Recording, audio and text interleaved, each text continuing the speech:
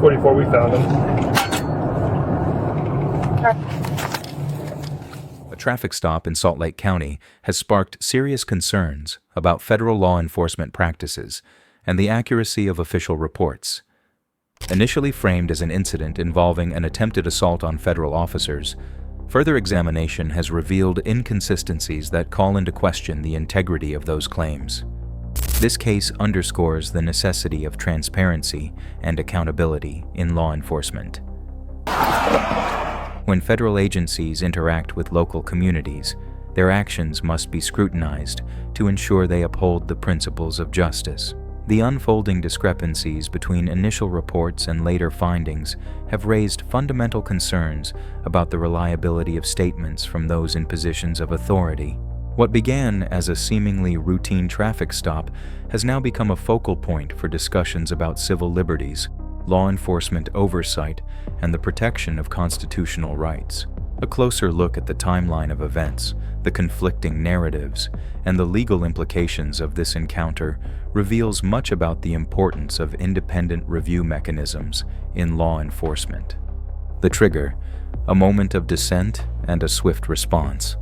On January 26th, 20-year-old Brandon Colin, a U.S. citizen of Mexican heritage, was leaving his workplace at a Walmart in Mill Creek, Utah. As he drove away, he noticed ICE agents conducting an arrest across the street. Out of curiosity or instinct, he honked his horn while passing by, an action that immediately caught the agent's attention. Moments later, unmarked vehicles pulled away from the scene and began following him. Colin continued driving, but the vehicles stayed on his tail. Eventually, ICE agents initiated a traffic stop near the intersection of 900 East and 4900 South in Murray. The situation quickly escalated as the agents approached his car, accusing him of attempting to sideswipe one of their vehicles. Colin denied the allegation, confused as to why he had been stopped in the first place. However, the accusation became the basis for further action against him. The agents insisted he had acted aggressively, justifying their pursuit and stop. Later, video evidence surfaced that contradicted their claims. Footage revealed inconsistencies in the agents' statements, showing no attempt by Colin to sideswipe their vehicle. The video cast serious doubt on their allegations, raising concerns about the legitimacy of their actions. Local law enforcement's intervention: questioning the narrative. When officers from the Unified and Murray police departments arrived at the scene, their presence marked a turning point in the unfolding situation. Body camera footage captured their reactions, offering a glimpse into the confusion and skepticism surrounding the agents' version of events. Officers appeared puzzled by the absence of physical evidence supporting the agents' claims. If Colin had indeed attempted to assault federal officers with his vehicle, why was he not immediately restrained? The sequence of events did not align with standard law enforcement protocol for such a serious offense. Initially, Murray police placed Colin in handcuffs. However, Unified officers soon intervened, raising concerns about the validity of the ICE agents' claims and requesting that the handcuffs be removed. This moment underscored their commitment to due process, as well as their unwillingness to accept allegations without clear supporting evidence. Colin later recounted his experience, describing an encounter fraught with tension and aggression. He alleged that ICE agents aggressively questioned his citizenship status and reacted with hostility upon discovering a box cutter in his vehicle, an item he carried for work. He further claimed that one of the agents pointed a firearm at him, intensifying the already volatile situation. One of the most striking exchanges captured on body camera footage involved an ICE agent stating that Colin had expressed dislike for their agency. Colin's response, "I don't. It's not a crime," serves as a poignant reminder of the constitutional right to free speech and the protection against retaliation for expressing dissenting views. The evidence emerges, contradicting the agent's claims.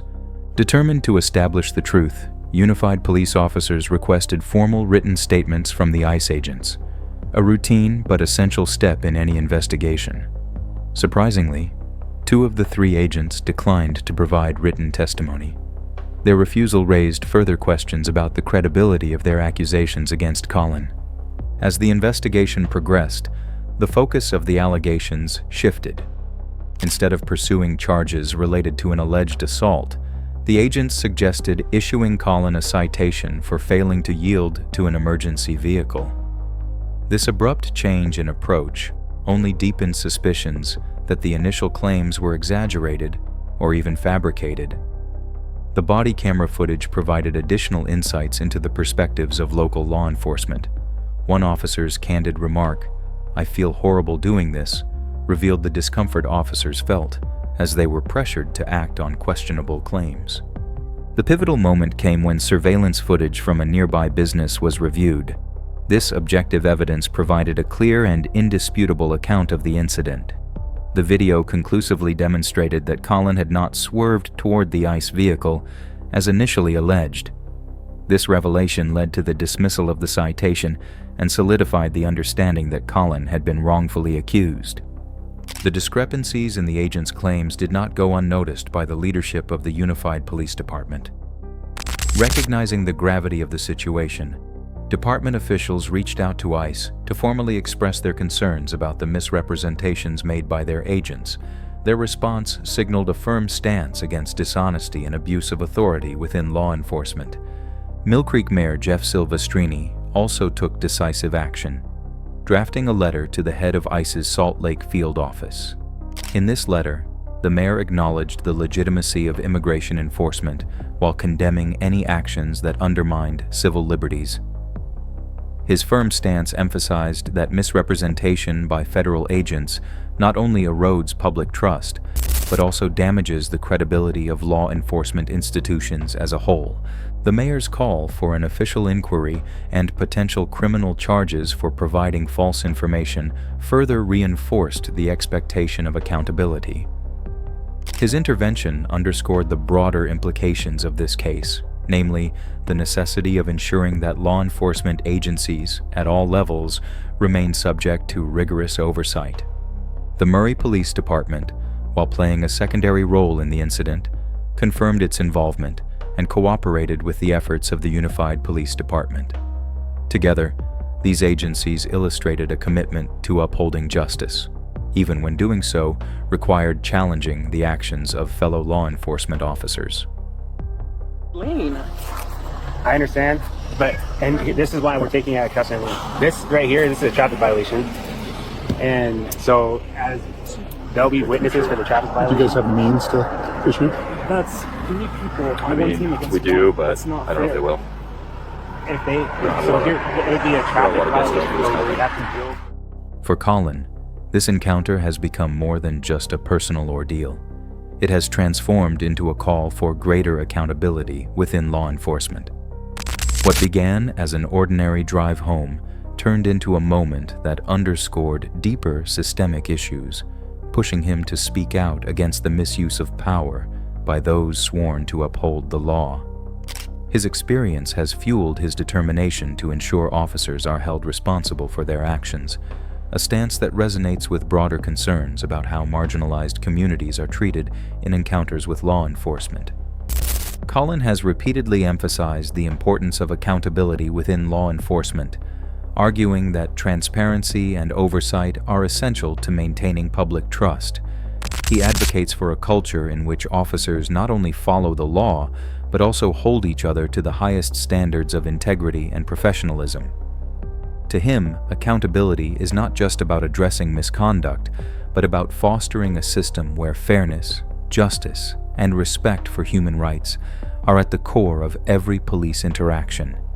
His insistence that all individuals, regardless of background, deserve due process serves as a reminder of the core principles upon which the justice system is built. Colin believes law enforcement should not operate in ways that undermine these fundamental rights, and his experience has strengthened his resolve to push for meaningful reforms. By bringing attention to his case, he hopes to prevent similar incidents from happening to others, especially those who may lack the resources to challenge unfair treatment.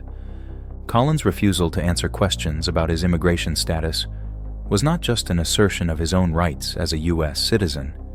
It was a demonstration of the fundamental protections afforded to all individuals under the law. His stance highlights the importance of ensuring that no one, regardless of their racial or ethnic background, is subjected to unwarranted scrutiny, profiling, or mistreatment. He recognizes that such encounters are part of a larger pattern affecting communities across the country. Through his experience, Colin has found himself at the center of a conversation about civil rights, law enforcement accountability, and the treatment of marginalized groups. His case serves as an example of why vigilance and advocacy are necessary to protect individuals from unjust actions by those in power. As he continues to speak out, his story contributes to the growing demand for a justice system that is truly fair and impartial for all.